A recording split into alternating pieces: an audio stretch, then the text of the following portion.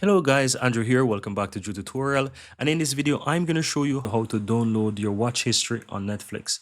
Once you're on Netflix, guys, on the PC, hover over account on the upper right and click on manage profile. Then you want to scroll down and select the account of your choice.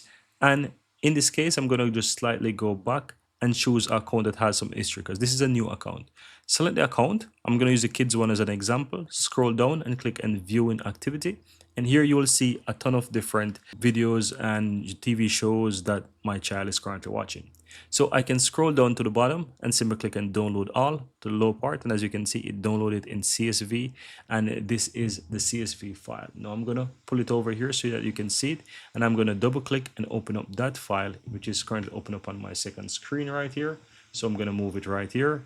And this is what it actually looks like. So here you can see the titles and you can see the date, so you can kind of expand and see everything. And that's it, guys. That's how you go ahead and download Netflix watch history on your PC or laptop. Very easy and very simple, guys.